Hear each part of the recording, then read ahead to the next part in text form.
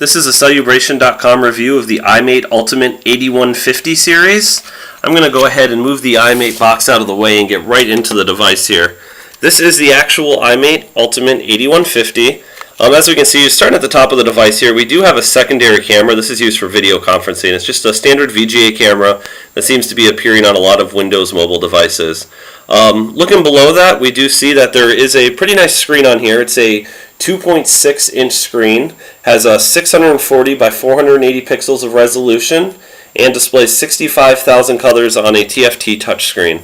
I'm going to go ahead and turn the device on here really quickly. One of the reasons I want to turn this on is to show you the backlit keys on here. Very nice backlit keys. We have a soft key here, brings you into your calendar, one over here for your contacts.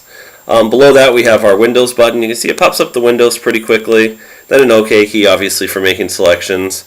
Then your standard send and end call keys.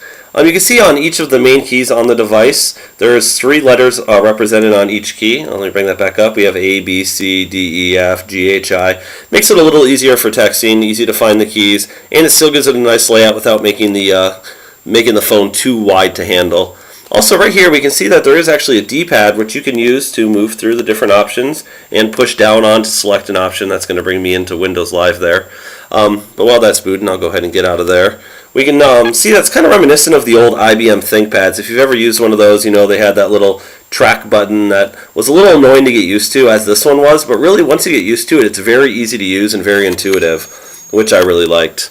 Looking at the top of the device, pretty bare. We have an IR port at the top, and then we have our on and off, which also brings us out of standby. One of the things I don't like is the device does lag a little bit. When I take it out of standby, I gotta kind of wait for it to come out. It's not as intuitive as like the X800 from E10 that came out recently, or the Titan 2, which comes out of their standby hibernate modes pretty quickly.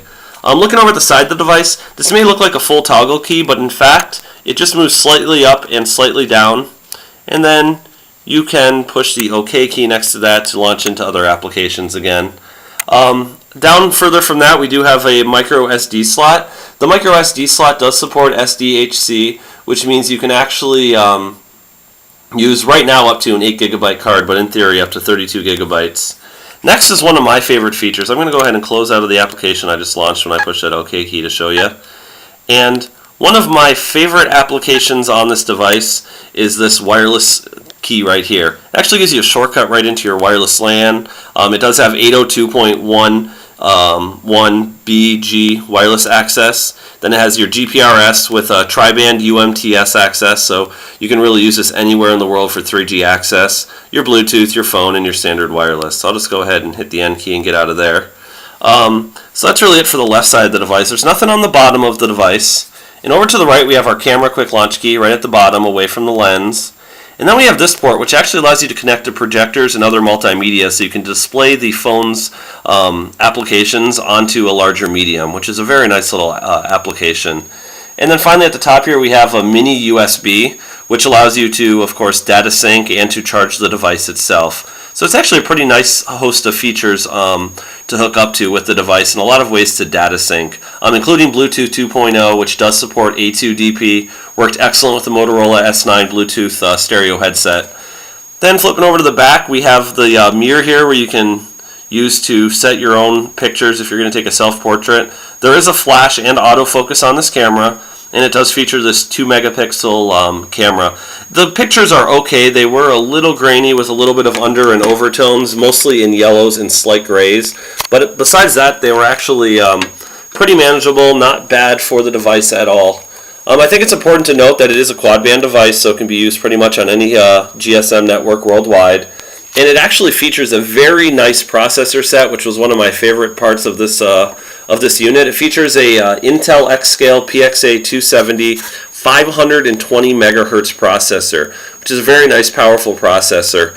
One of the things that really sets it apart is something that actually came up with a lot of the devices like the Atom Life or the Atom series that was originally with O2 and is now with MWG. And that's the device's onboard NVIDIA graphics processor. It actually uses a graphics accelerator of the GeForce 5500 graphics accelerator, which is very nice. It helps speed up the device a little bit, but like I said, there are some slowdown issues from the device freezing up.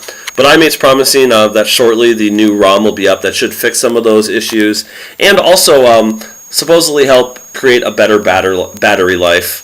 The device itself, in terms of audio, isn't bad at all. It supports a wide array of playbacks, including MIDI, MP3, WMA, WAVE, and AMR. And with video, it actually supports the WMV, MPEG-4, and 3GP accesses to the video functions. Aside from that, the device is actually pretty lightweight. It does come with a 3.5 millimeter audio connector so that you can listen to your music. I found the music to sound great on it. There was really no background noise. I didn't have any problem listening to it, like I said, over my Motorola S9 Bluetooth with that A2 DP, which was a nice added plus. And of course, it has all of your software that you would expect to find on Windows Mobile 6 Professional. Your ability to edit pretty much every type of Office document, including PowerPoint, which is a nice little added bonus. It's good for maybe a college student, a business person on the go who wants access to and the ability to edit documents at a quick pace. And having the XGA video out as well as that HSDPA connectivity really gives you kind of an advantage over some of the business devices on the market. Like I said, that's just a quick review. We will be posting more at Celebration.com. You can look in our forums if you have any questions or you want to help answer some of the questions from our readers. You'll also be able to check out our written review, which will be up in the next day or two, and we'll go a little more in depth about the device itself. We'll talk a little bit more about its memory standards and what users are saying about the device.